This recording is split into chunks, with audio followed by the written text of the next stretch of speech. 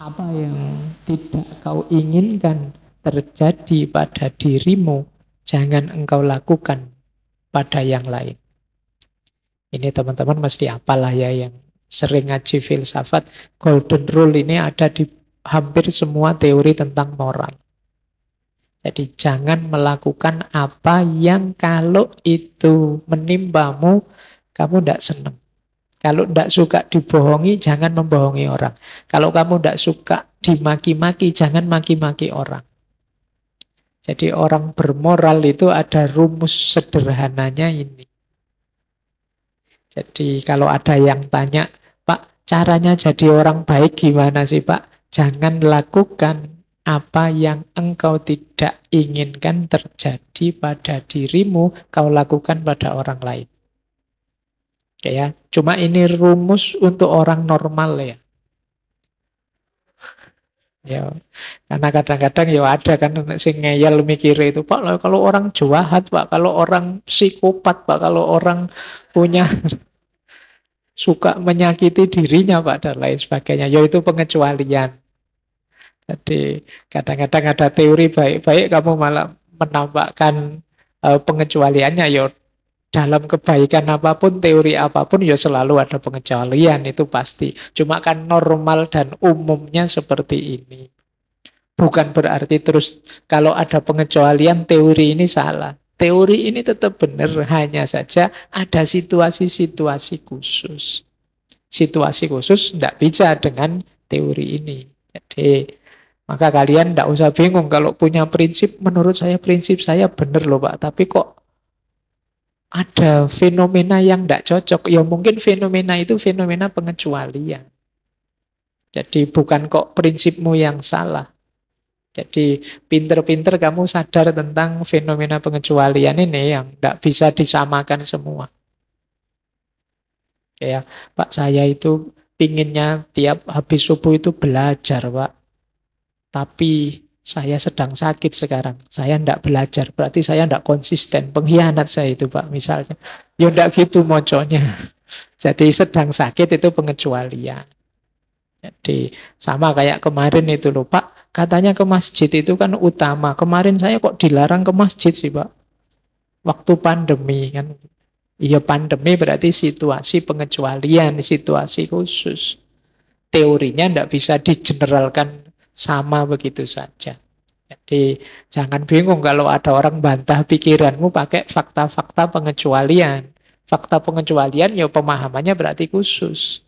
Tidak seperti yang umum. Ya kayak teori ini kan. Ya ini kalau yang membaca psikopat ya mungkin beda lagi. Orang yang suka menyakiti dirinya mungkin beda lagi.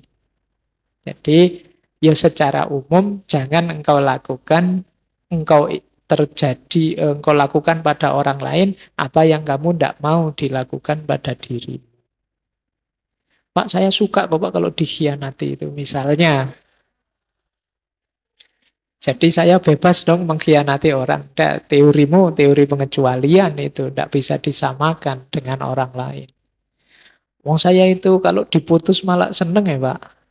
Jadi kan saya bebas kalau punya pacar tak putus saja bolak-balik misalnya. Nah, itu ya yang tidak normal ya kamu. Oke, sahabat itu satu pengalaman spiritual di mana jiwa menemukan dirinya terhubung dalam dua tubuh. Sedemikian rupa sehingga bahkan kematian tak lagi relevan. Jadi ini menarik definisinya ini. Jadi sahabat itu pengalaman hidup kita yang jenisnya spiritual. Berarti ketika kita bersahabat di situ terjadi momen spiritualitas. Jadi momen spiritual itu berarti tidak sekedar fisik, tidak sekedar kesenangan jasmania. Ada relasi yang lebih tinggi dibandingkan itu. Sehingga bahkan kematian tidak lagi relevan. Ya mudahnya tidak terpisahkan meskipun ada kematian datang. Nah, sahabatnya tadi kan meninggal lebih dulu. Meskipun sahabatnya meninggal lebih dulu, ya masih terkenang terus. Jadi masih teringat terus. Nah, ini maka perbanyaklah sahabat. Makanya orang yang rajin silaturahim itu umurnya panjang. Kenapa? Dia rasanya hadir terus di kalangan sahabatnya.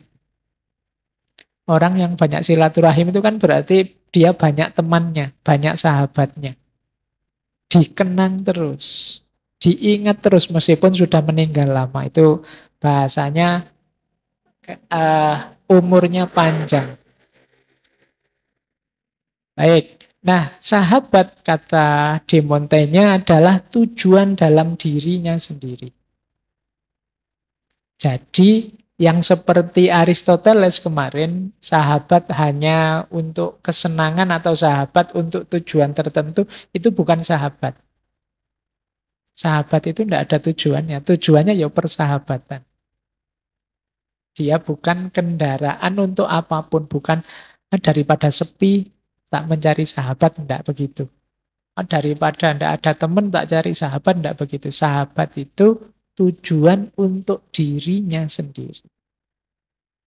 Jadi, kenapa kamu bersahabat? Ya memang tujuanku untuk mencari sahabat, untuk punya sahabat. Jadi bukan, tidak ada tujuan-tujuan lain dari itu. Nah, lanjut. Kata De Montaigne, sahabat itu satu-satunya, tidak mungkin tergantikan. Jadi, unik ini rumusnya De Montaigne. Pak, saya punya sahabat sejati berapa? 5, tidak mungkin. Sahabat sejati itu hanya satu. Loh, tapi saya punya 2, Pak, misalnya. Kata De Montaigne gini deh, kalau kamu bilang punya 2. Seandainya 2 ini ada urusan bareng yang tabrakan yang sama, kamu dulukan yang mana? Oh, yang ini, Pak. Ya berarti yang sahabat sejatimu yang ini yang kamu pilih itu. Jadi sahabat sejati itu tidak mungkin 2, hanya 1. Jadi kesetiaan kita kepada satu-satunya ini yang disebut sahabat sejati. Kalau ada lebih 1, tidak mungkin. Kalau memang teman-teman ngakunya ada kok Pak, saya semuanya tak anggap sahabat, ya berarti tidak punya sahabat itu. Jadi paling tadi ordinary tadi, yang biasa-biasa, yang sahabat itu mesti cuma 1. Kalau lebih ya kayak tadi rumusnya, kalau 2 orang ini ada urusan bareng, misalnya sama-sama minta dijemput nganter kuliah jam yang sama misalnya. Nah, kalian pilih yang mana, itulah bestimu. Sahabat sejatimu, satu-satunya dalam hidup. Jadi tidak mungkin 2. Kata De Montaigne, memiliki banyak sahabat atau teman menciptakan konflik. Karena teman-teman ini mungkin punya kepentingan yang bertentangan dan kita sulit mana yang didahulukan. Jika hanya ada satu teman utama yang memerintah dan berhak mendapatkan kesetiaan di atas segalanya, konflik tadi tidak akan muncul. Jadi kalau banyak sahabat, ya kemungkinan konflik dan siapa yang kita bela, kita menangkan, biasanya itulah yang sejati. Ada lagi cirinya yang sejati, kata De Montaigne, teman sejati itu kita anggap sangat penting, bahkan jika harus menentang apapun norma. Sampai ke level itu. Yo, norma itu kan termasuk konvensi-konvensi di tengah masyarakat. Kalau sahabat yang tidak sejati misalnya ya, oh kalau di RT sini Pak, bertamu itu ya maksimal sampai jam 10 malam. Karena kamu sahabat, jam 10, 11 malam juga tidak apa-apa, nginep juga tidak apa-apa. Itu namanya menentang apapun norma. Demi kamu yang lagi butuh sama saya, aku bolos kuliah juga tidak apa-apa. Itu sahabat sejati. Dia menentang apapun norma. Jadi dia satu-satunya yang untuknya aku sanggup melakukan segalanya, bahkan termasuk jika harus menentang apapun norma-norma. Itulah cirinya sahabat. Baik, saya lanjutkan. Nah, ini juga menurut saya konsep yang menarik dari De Montaigne. Kata dia, ini nggak boleh marah yang perempuan ya. Ini sahabat itu yang lebih mungkin terjadi antara laki dan laki.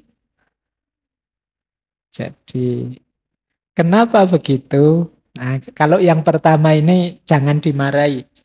Jadi karena memang zamannya begitu. Belum ada cara berpikir feminis seperti hari ini ya.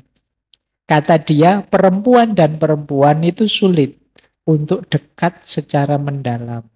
Kenapa? Cenderung emosional dan kurang intelektual. Ya, itu boleh kamu kaji nanti ya di zaman-zaman ini seperti apa posisinya perempuan. Ya, jadi nanti yang motong sampai di sini dianggapnya wah ini mendiskreditkan perempuan. Enggak. Makanya di situ saya kasih catatan pendapat ini harus dibaca sesuai kepercayaan zaman itu. Kita itu sering tidak fair. Kita sering menghakimi pikiran dari abad keberapa dengan perspektif kita hari ini. Yo rasanya memang pikiran zaman dulu itu sangat terbelakang, sangat deso, sangat tidak maju. Yo kita pakai perspektif hari ini. Wah kejam sekali ya, masa ada hukum kok potong tangan lah, rajam lah. Loh, mode eksekusi zaman itu begitu. Yang lebih sadis banyak. Ada yang disulai itu dari bawah sampai sini tembus harus turun itu. Ada yang ditarik kuda sampai 4. Model eksekusi zaman itu begitu. Dari perspektif hari ini tampak tidak manusiawi, tapi zaman itu begitu. Ya meskipun kadang-kadang kita juga ya sadis juga kan hari ini ada begal lah, ada kadang-kadang ya sadisnya luar biasa. Tapi ini yang saya sebut perspektif. Jadi De Montaigne juga melihat sesuai zamannya. Jangankan De Montaigne, bahkan Aristoteles pun ya sebenarnya gagasannya tentang perempuan juga tidak terlalu positif. Meskipun jarang diangkat orang, karena orang tahu ini memang zamannya begitu. Ada banyak gagasan yang tidak relevan kalau kita hidupkan hari ini. Jadi tapi alasannya De Montaigne itu.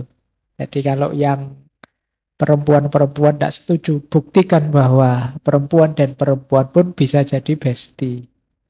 Bisa saling sahabatan, mendalam, memberikan segalanya, dan lain sebagainya. Ya pastinya ada lah ya. Situasinya tidak seperti dulu. Karena memang kalau zaman dulu perempuan kan geraknya lebih terbatas. Karena konstruksi budayanya lebih ke patriarki. Ya ngaji-ngaji filsafat yang tentang tokoh feminis nanti boleh dilihat lagi bagaimana perkembangan persepsi manusia tentang perempuan. Nah, kalau perempuan dan perempuan alasannya itu. Kalau laki-laki dan perempuan kata De Montaigne lebih tidak mungkin lagi. Kenapa kok ada laki-laki dan perempuan ngaku sahabatan? Itu ndak mungkin.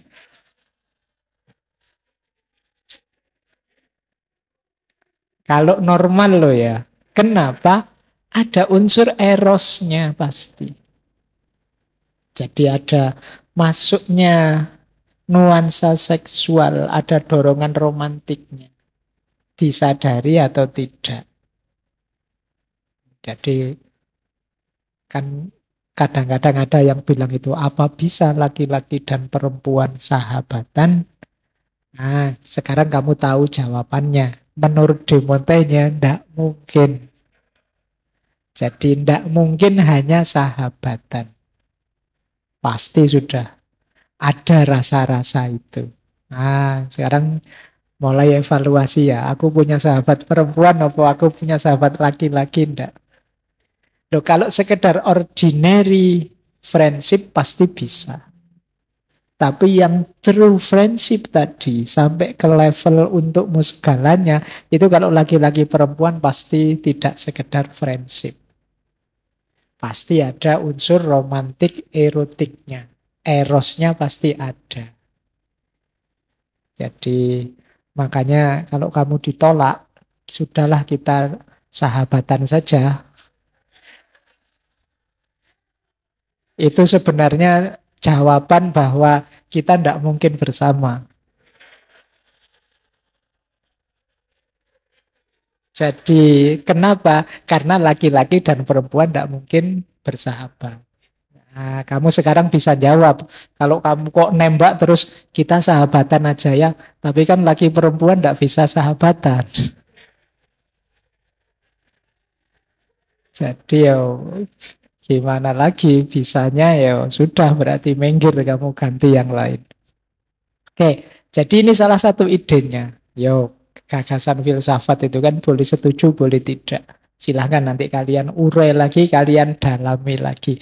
Memang begitu ndak? Ya kalau tidak, kamu tinggal melakukan counter dengan argumenmu. Bahwa perempuan dan perempuan mungkin saja. Bahwa laki-laki dan perempuan mungkin saja sahabatan. Kamu jelaskan dengan argumen. Kalau di Montaigne tidak. Baik, saya lanjutkan. Baik, saya lanjut. Nah, kalau ini yang buruk. Yang buruk itu biasanya menyakitkan dan merusak. Ini saya tidak tahu, ini istilahnya saya terjemahkan letterlek ya. Ada sahabat yang muluk-muluk, teman yang muluk-muluk, ada teman yang lembut, tapi dalam tanda petik, ada teman yang pinter ngomong. Nah, yang buruk dan merusak yang pertama apa? Orang yang muluk, ngomongnya tinggi. Jadi cuma tidak seperti yang tercerahkan tadi, dia omong tok. Tiap hari tutur-tutur, wae ngandani kita, kamu nggak akan begini, jangan begitu. Tapi kelakuannya dewe ndak begitu. Nah, ini namanya sahabat yang muluk. Kata Konfusius ini rada-rada jenis penipu orang-orang munafik. Jadi ngomong dok, muluk-muluk di depan kita, wah kamu itu harus rajin belajar. Nanti nyari beasiswa ke luar negeri, bahasamu ditingkatkan. Tapi yang ngomong sendiri terancam DO. Nah, itu kayak kakak kelas ngajari adik kelasnya itu, wah wis muluk-muluk. Nah ini kadang-kadang merusak, menyakiti dan merusak. Hati-hati dengan sahabat yang besar omong. Jadi yang tidak sesuai antara yang diomongkan dengan kenyataannya. Ini menyakitkan dan merusak. Ada yang kedua, lemah lembut, tapi penuh pamrih. Orangnya lembut, kalau ngomong menyenangkan, menggembirakan, tapi di balik itu ada pamrih-pamrih untuk keuntungannya sendiri. Ini namanya, ya istilahnya sahabat yang lembut sih. Kelihatannya halus, nyaman, enak jadi teman. Tapi sebenarnya dia nyari keuntungan untuk dirinya sendiri. Ini sahabat jenis kedua. Ini agak sulit dideteksi. Tapi nanti ketahuan di belakang. Oke. Lemah lembut tiba-tiba kamu punya uang berapa? Ya, nanti kalau sudah dapat hilang, muncul-muncul begitu lagi. Wah, cerita yang indah-indah, kita terpesona. Nanti ujungnya masih punya ndak? Oke ya, itu teman jenis kedua. Jadi teman yang menyakiti dan merusak. Nah, yang paling parah yang ketiga. Kalau ini terang-terangan menyakiti.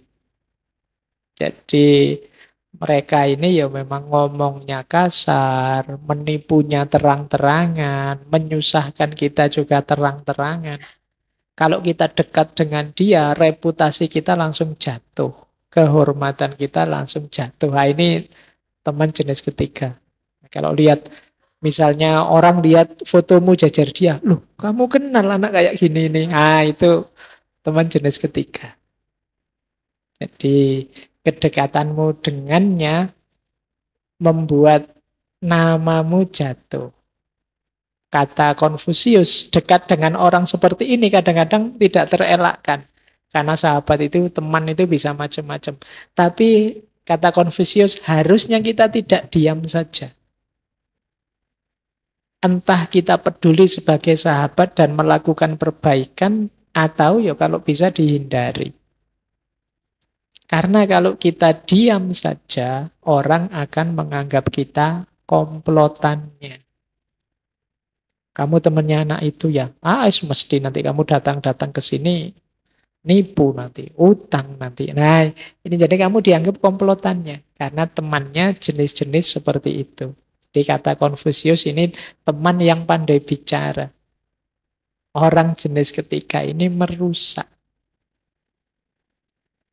Jadi, ayo sekarang meneliti, jangan sampai kita punya sahabat jenis tiga ini.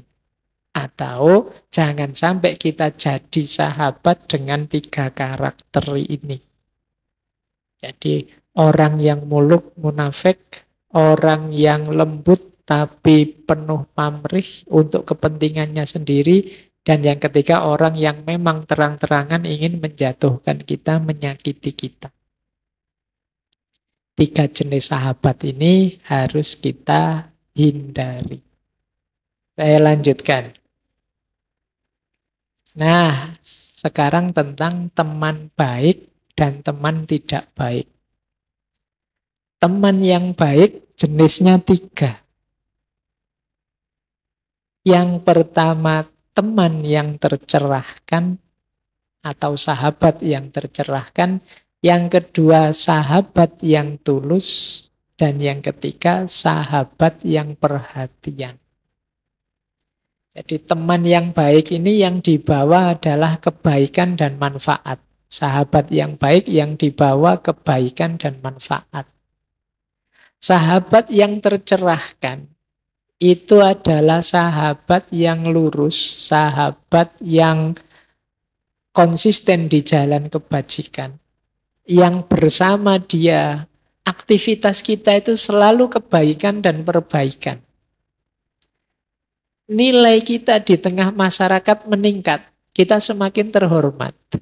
Nah, ini namanya sahabat yang tercerahkan. Jadi kalau kalian punya sahabat anak baik-baik, yang lurus, yang sopan, yang tiap hari ke masjid, soleh, dan lain sebagainya, itu kan nilai kita di hadapan masyarakat juga naik. Wow, ini temennya santri-santri dia ini. Oh, dia ini temennya anak soleh, temennya hafal Quran semua loh ala ini. Itu kan nilainya meningkat. Jadi itu yang disebut teman yang tercerahkan. Wow, ini temennya dia ini lulusnya kumlot semua loh. Temennya tapi ya. Loh, tapi kan meningkatkan reputasimu, meningkatkan kehormatanmu, meskipun hanya punya teman, meskipun hanya dekat, kan begitu. Jadi ini teman yang tercerahkan, itu kan yang membuat kalian seneng foto-foto dengan siapa, untuk menunjukkan bahwa temanku kayak gini loh. Temanku yang kalian posting-posting itu kan mungkin foto dengan tokoh siapa. Nah, itu kan ingin menunjukkan bahwa lingkunganmu, circlemu itu orang-orang semacam itu. Itu kan menaikkan reputasimu di tengah masyarakat. Cari teman yang baik, maka nilaimu juga akan meningkat.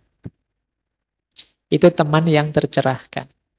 Yang kedua, teman yang tulus. Kalau ini tidak ada hubungannya dengan kualitas dirinya, tapi karakternya. Tulus itu orang yang tanpa pamrih. Jadi dia jujur, dia setia. Mungkin kualitasnya tidak setinggi dirimu, tapi percayalah dia akan mendukungmu. Dia akan setia padamu. Dia tidak mungkin ngomong buruk di belakangmu. Dia yang paling mengerti tentang dirimu. Nah, ini teman yang tulus, sahabat yang tulus namanya. Jenis teman kedua. Enak diajak kemana-mana. Teman jenis ini kalau disuruh jaga rahasia, ya dia beneran jaga rahasia. Setia. Jangan bilang-bilang loh ya. Nah, dia ya tidak akan bilang-bilang. Terus dia bikin postingan, nanti dimarahin. Kok kamu bikin postingan? Katanya nggak boleh bilang-bilang, saya kan cuma nulis. Podo wae. Nggak, kalau sahabat yang setia pasti ndak akan mengkhianatimu. Jadi itu jenis sahabat baik yang kedua. Sahabat baik yang ketiga adalah sahabat yang perhatian. Jadi dia sangat ngerti tentang kita. Dia aktif melihat, mendengar tentang kita. Dan bisa jadi dia lebih paham tentang kita daripada kita tentang diri kita sendiri. Oh, aku tahu cirinya temanku ini. Kalau disinggung ini sedikit dia marah. Padahal kita tidak sadar itu. Nah, ini namanya teman sahabat yang perhatian. Jadi, teman yang seperti ini itu enak kalau diajak muhasabah. Kalau diajak introspeksi. Coba deh, menurutmu gimana sih aku ini? Nah, ini teman yang perhatian, ini dia bisa menjelaskan banyak. Oh, kamu itu kalau ini begini, kalau ini begitu. Dan tidak ada pretensi untuk menjatuhkan, untuk merendahkan. Tidak. Dia bicara apa adanya demi kita, demi perbaikan kita. Ini namanya teman yang perhatian. Kalau kita belum makan, sudah makan belum? Sudah tidur belum? Tapi tidak basa-basi ya. Kadang-kadang kan kita itu untuk basa-basi saja. Sudah tidur belum? Sudah makan belum? Kan gitu. Cuma tanya saja sih.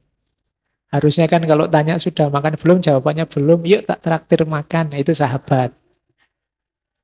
Ya, tapi kalau sudah makan belum, belum, yuk kamu makanlah, nanti sakit mah. Ya, ya itu bisanya hanya merentah-merentah kan, makan, jangan telat, nanti sakit mah. Oke, nah cari sahabat yang perhatian. Jadi ada 3 jenis sahabat baik. Yang pertama sahabat yang tercerahkan, yang dari dia kita bisa belajar banyak, bahkan nilai diri kita meningkat. Yang kedua sahabat yang tulus, yang setia, loyal pada kita, tidak ada pamrih apa-apa selain persahabatannya. Dan yang ketiga sahabat yang penuh perhatian. Kalau kita punya jenis sahabat-sahabat seperti ini, kita patut bersyukur, berbahagia.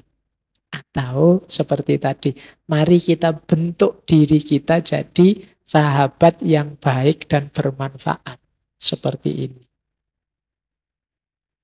Jadi persahabatan itu level tertinggi dalam hidup bermasyarakat. Jadi kalau masih belum nyampe ke persahabatan itu biasanya masih untuk kesenangan atau pamrih-pamrih tujuan. Kalau sudah sahabat, sudah tujuan dalam dirinya. Ini mungkin kalau bahasa kita ya, sudah tulus, sudah ikhlas. Jadi usahakan teman-teman punya circle apapun mencapai level perfection ini. Jadi kita semua sekarang sahabat. Tidak hanya di mulut, tapi dalam prakteknya juga. Meskipun nanti rumusnya demontainya agak khusus. Tidak sesederhana yang kita bayangkan. Tapi kita pahami dulu bahwa sahabat itu ternyata sesuatu yang sifatnya end in itself, tujuan dalam dirinya sendiri, dan puncaknya relasi. Kita lanjutkan. Jadi sahabat itu arena kebajikan. Jadi medan kita bersama-sama melakukan kebaikan. Jadi semakin banyak sahabat, semakin luas medan kebaikan. Harusnya begitu. Meskipun kadang-kadang ya banyak sahabat, tambah repot. Banyak kenalan tambah sumpek kan kadang-kadang juga begitu.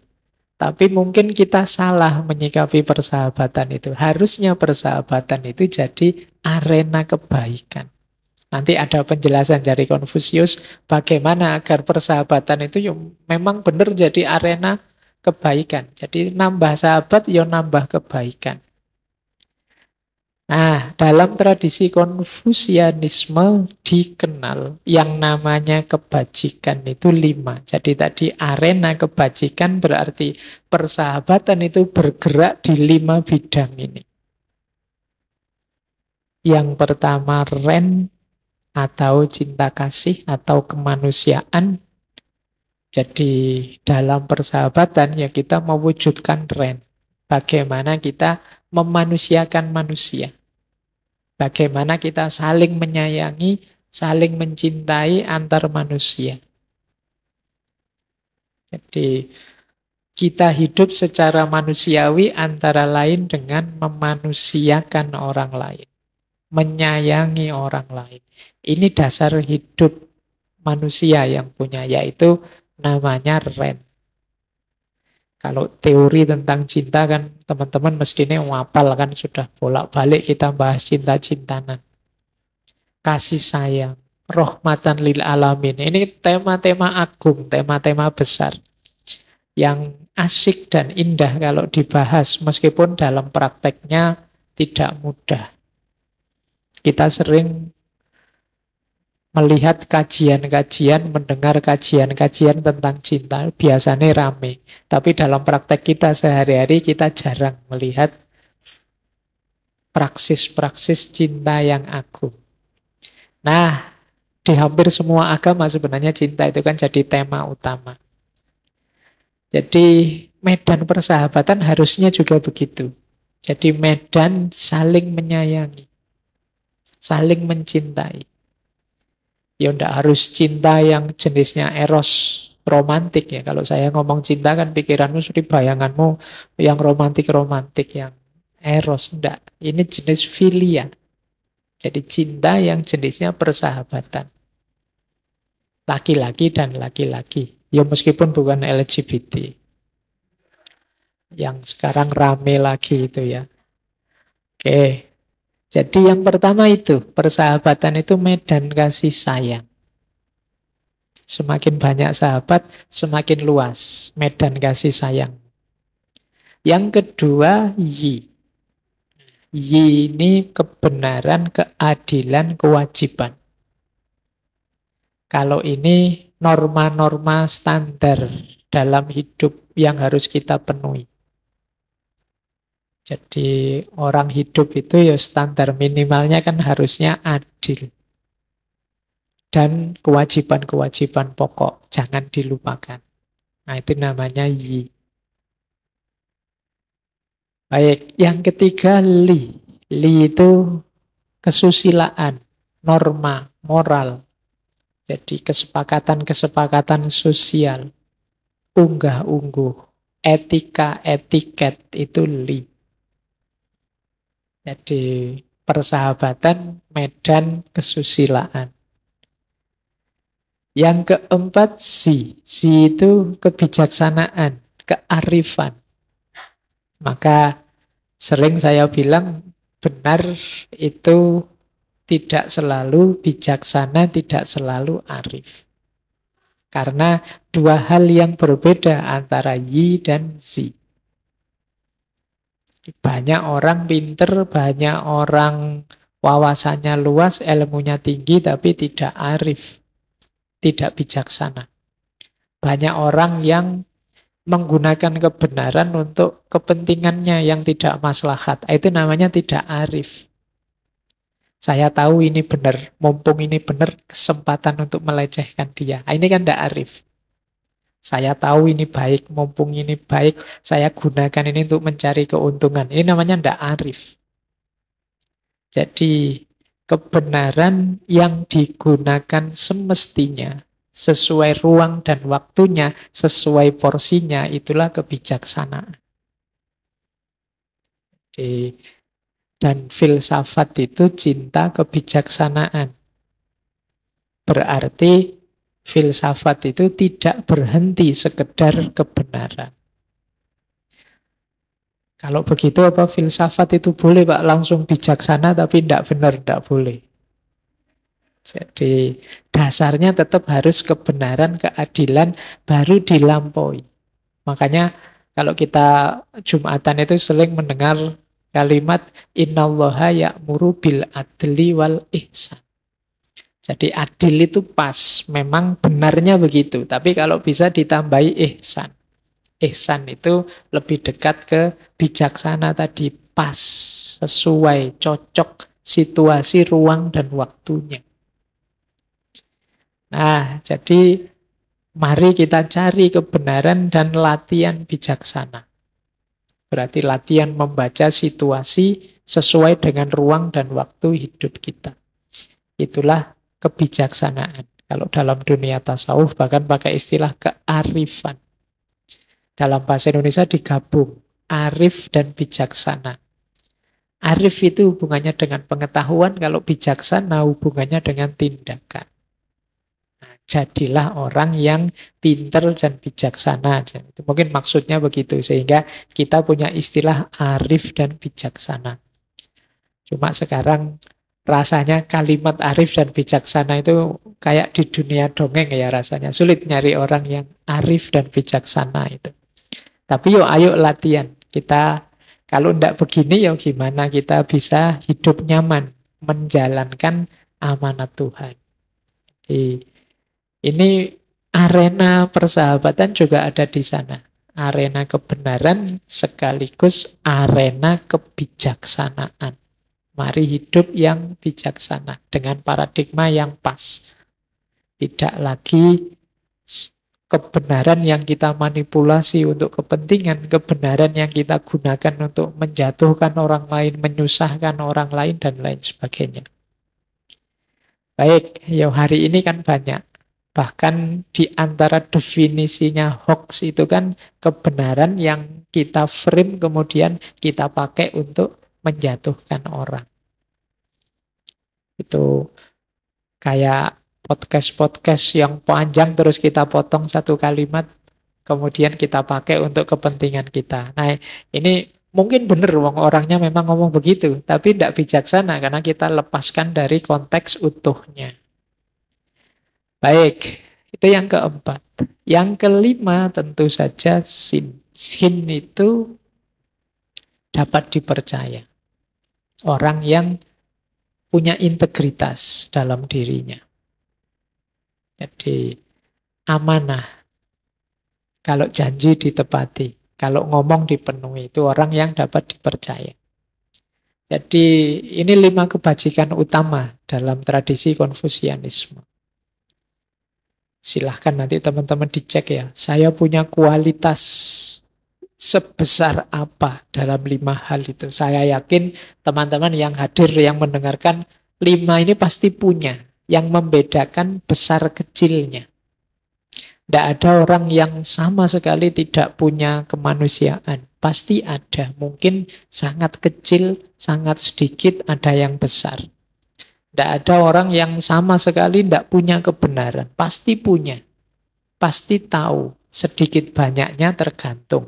Tidak ada orang yang sama sekali tidak ngerti norma, tidak ngerti nilai, tidak ngerti baik buruk di hadapan sesama. Pasti ngerti. Hanya ada yang cuek, ada yang mau menjalankan. Kebijaksanaan juga begitu. Orang bisa berpikir itu kadang-kadang ya sudah bisa menerapkan kebijaksanaan selevel dia. Tapi ada yang terlatih, ada yang tidak terlatih, ada yang kalah oleh kepentingannya dan lain sebagainya. Termasuk integritas diri tadi. Jadi teman-teman jangan tanya, Pak saya sudah bisa apa belum? Sudah bisa. Tinggal mau menjalankan apa tidak. Mau serius apa tidak. Kadang-kadang dalam hidup ini itu cuma problem mau serius atau tidak serius. Ngaji malam hari ini. Itu nanti dapat apa, manfaatnya apa, mungkin sebagian besar tergantung serius apa tidak serius. Antara yang serius dan tidak serius mungkin capeknya sama. Bensinnya ya sama kalau Sama-sama ke sini naik motor. Jatah minumnya ya sama sak gelas kecil. Kemudian apa-apa nih sama. Tapi hasil yang didapat bisa beda-beda. Kemungkinan dari niat dan kesungguhannya yang beda-beda. Apa yang kalian cari, itulah yang kalian dapat. Pak, saya yo malam kemis daripada di kos bosen. Nyari rame-rame lah, seneng-seneng di masjid. Ya itu yang kalian dapat. Itu kan kalau bahasa hadisnya, ilama nawa ilaihi, ilama hajaro ilaihi. Sesuai dengan niatmu ingin dapat apa. Jadi kalau kalian hari ini cuma ingin nonton saya, dapatlah tontonan yang namanya saya. Jadi kalau jadi itu yang membedakan kesungguhan. Jadi 5 kebajikan ini saya yakin kalian punya dan ngerti, apalagi yang sudah mahasiswa. Tinggal kesungguhanmu untuk jadi orang yang utama atau tidak. Baik, dalam persahabatan sejati yang aku sangat memahaminya karena aku ngalami langsung, aku memberikan diriku kepada temanku lebih dari aku menarik dia padaku. Maksudnya lebih dari aku menarik dia padaku itu aku memberikan segalanya untuk dia, tapi aku tidak akan menunggu dia memberikan miliknya segalanya untukku. Tidak. Jadi aku tidak ada pamrih itu. Aku tidak hanya suka berbuat baik padanya lebih daripada dia berbuat baik padaku. Bahkan juga lebih suka dia berbuat baik pada dirinya sendiri daripada kepadaku. Jadi dia tidak balas apa-apa, tidak masalah. Kalau dia berbuat baik untuk dirinya, bagiku itu kayak berbuat baik padaku. Kenapa? Karena aku dekat, karena aku suka padanya. Dia melakukan yang terbaik untukku ketika dia melakukan kebaikan untuk dirinya sendiri. Jadi kalau punya sahabat, ya dia melakukan untuk dirinya, misalnya sedang apa sekarang? Sedang santai-santai, istirahat. Oh, ya silahkan istirahat. Istirahatmu untuk kebaikanmu itu sama dengan kamu berbuat baik padaku. Nah, itu saking dekatnya. Nah, nanti silahkan teman-teman cari ada ndak sahabat yang di level itu. Yang teman-teman mau memberikan segalanya, yang bahkan ndak mikir aku. Wah, bajuku habis ya yang bersih. Pakai saja bajuku lah. Bajumu tinggal satu. Aku enggak pakai baju, enggak apa-apa. Ada enggak seandainya ada ya yang kayak gitu. Itu berarti itulah true friendshipmu. Sudahlah, enggak apa-apa. Aku lulusnya terakhir-terakhir saja. Kamu lulus duluan.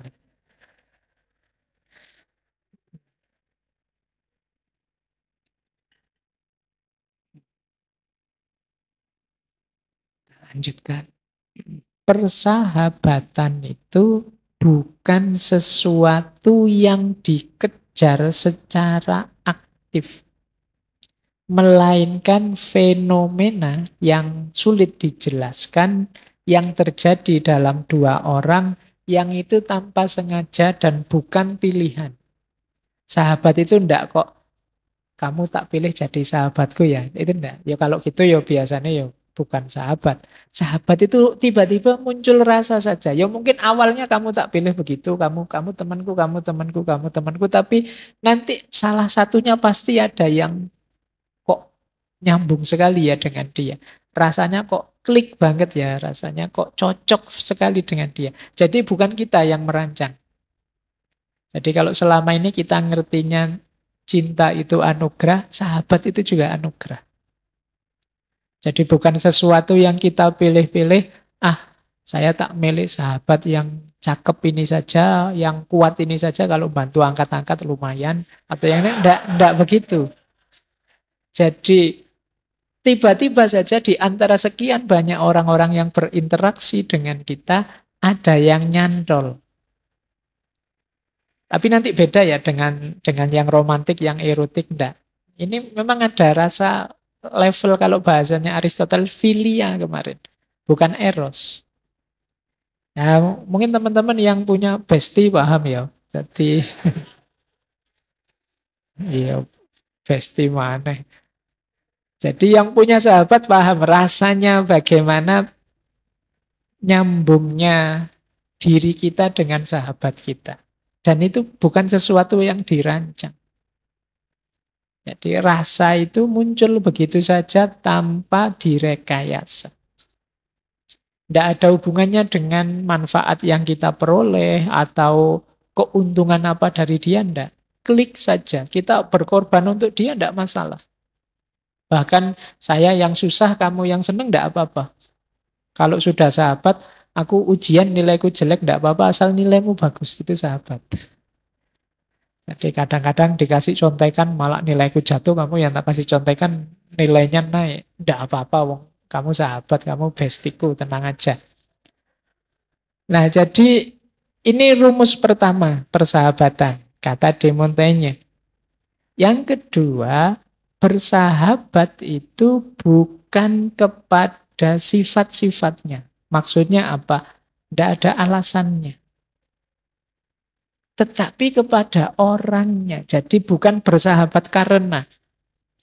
Bersahabat karena itu belum sahabat. Karena kalau karenanya hilang, tidak jadi sahabat. Jadi bukan pada sifat-sifatnya, tapi pada orangnya sesuai kondisinya apa adanya.